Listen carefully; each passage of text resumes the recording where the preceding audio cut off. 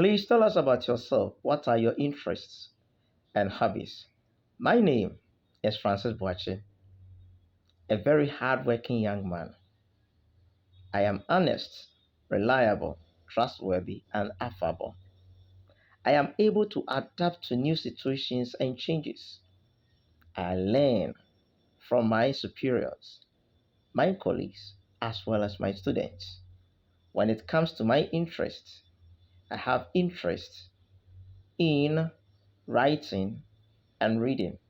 Also, I have interest in music, especially playing the guitar.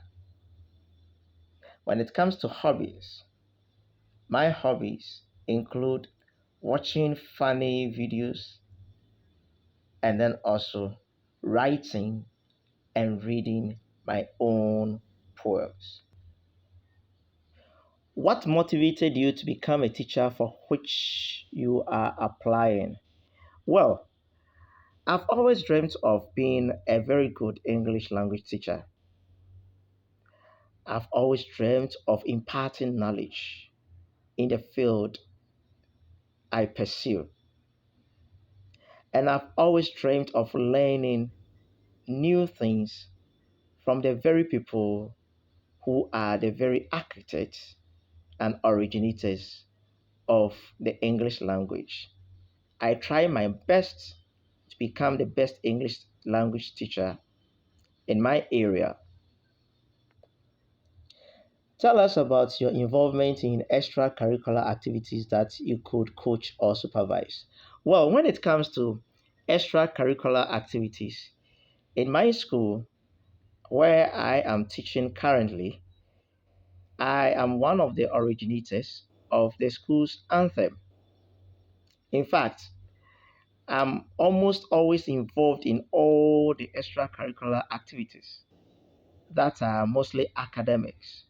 For example, I've been involved in the debates club, writing of poems, teaching students how to recite poems, and a whole lot. And currently, I am the leading member of the team taking my school to debate competition. What subjects have you taught and at what age levels?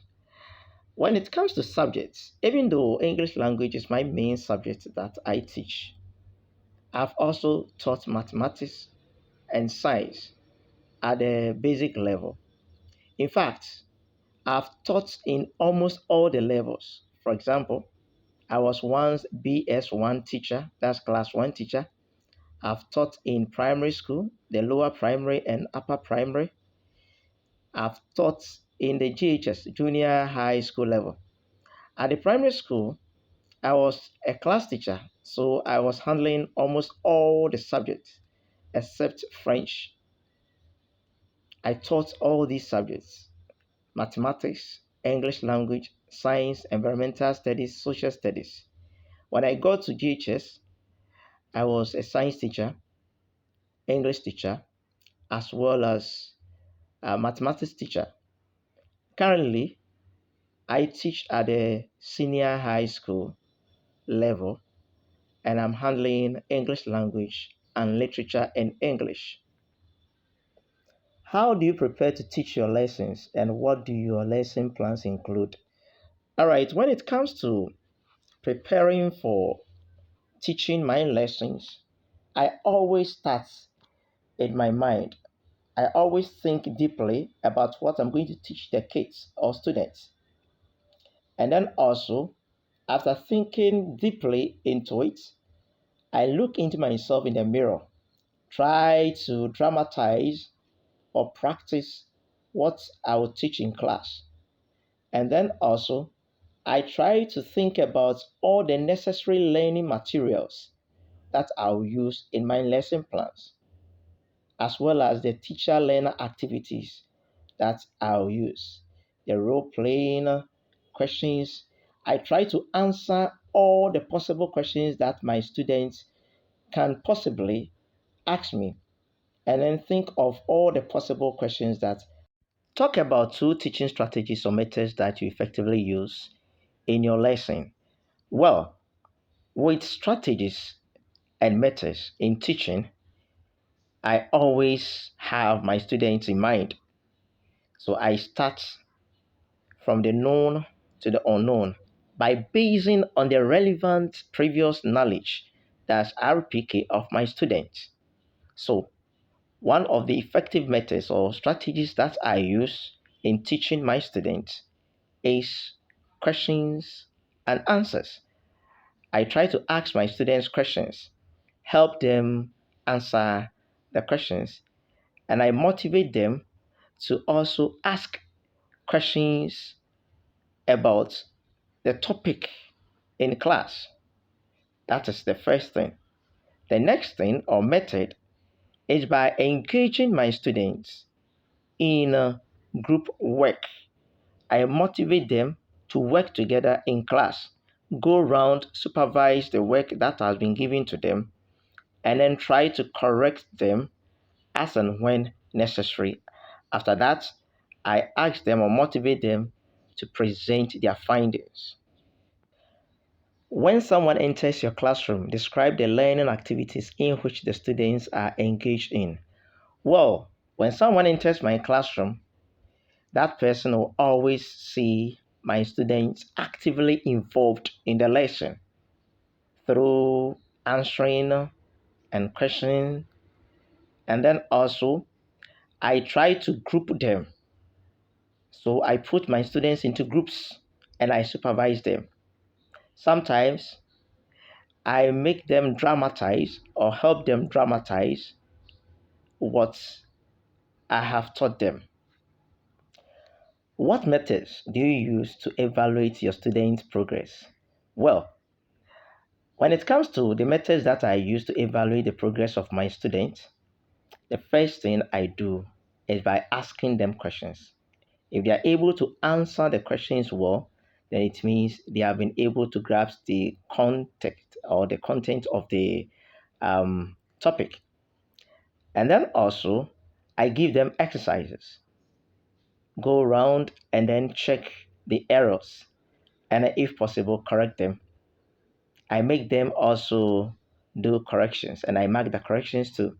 Aside that, I give them homework, group work, and then assignments as well as project work. If you use technology in your teaching, describe how you incorporate it into your teaching.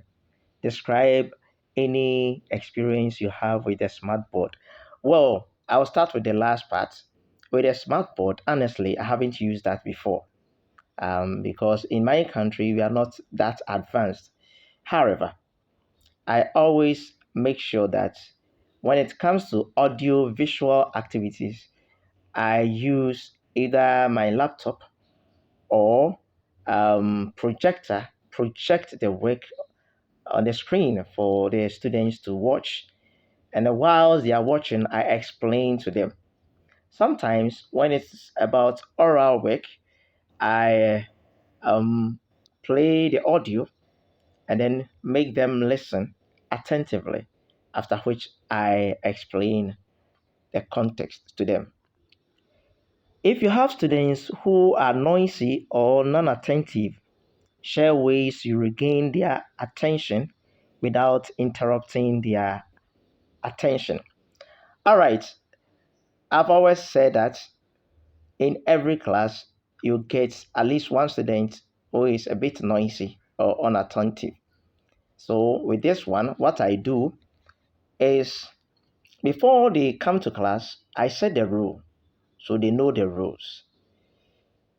By setting the rules, most of them are able to comply and then it makes the lesson enjoyable. Aside that, even if after setting the rules I get noisy students, I make sure that I place them closer to me, put them in the front row so that I can watch them closely. And then I ask questions or tackle these issues individually. I don't ask questions in general terms. I ask questions individually. So by doing that, each student becomes so attentive When that seems to fail, I advise them. I advise them. I get closer to them, advise them, get back to my lesson, and then the lesson continues. Describe the most difficult problem you have had to deal with as a teacher and how did you resolve them? All right. I've always faced such problems, difficulties in my. Describe the most difficult problem you have had to deal with as a teacher and how did you resolve them? Well, the most difficult problem or problems that I've had to deal with as a teacher were one, when a student suddenly fell sick in my class. In fact, I didn't expect that. So I had to pause the lesson, attend to him, and then calm the situation down by inviting other colleagues to assist me. We took him to the sick bay, and then he was further referred to the district hospital, and the problem was solved. The next problem was when a fight broke up in my class. In fact, I had to stop the lesson again, um, attend to them, separate them from fighting, and then um, I sent them to the counseling board to counsel them and to the disciplinary committee. So the issue was solved right there. The next problem was when I needed to teach something involving videos. In fact, the school didn't have projectors yet, and I didn't also have a projector. So I had to borrow someone's laptop. I didn't get a projector, so I had to borrow someone's laptop and then make the students watch the video. And I explained this to my authority later. And as I speak, the school has bought a projector and the issue has been solved. Give an example that you are a flexible person and that you can make changes to your teaching. Well, I'm someone who always learn from my peers, my colleagues, and I learn new things always. Sometimes I invite resource persons to come and teach my students. I teach my students this way. Sometimes too, I take my students out to the environment, to other centers that are necessary. So I am someone who always embrace changes. I don't stick to what I know only. I always learn from other areas, other people, and I'm sure that this has helped me a lot. It has helped me a lot. Thank you.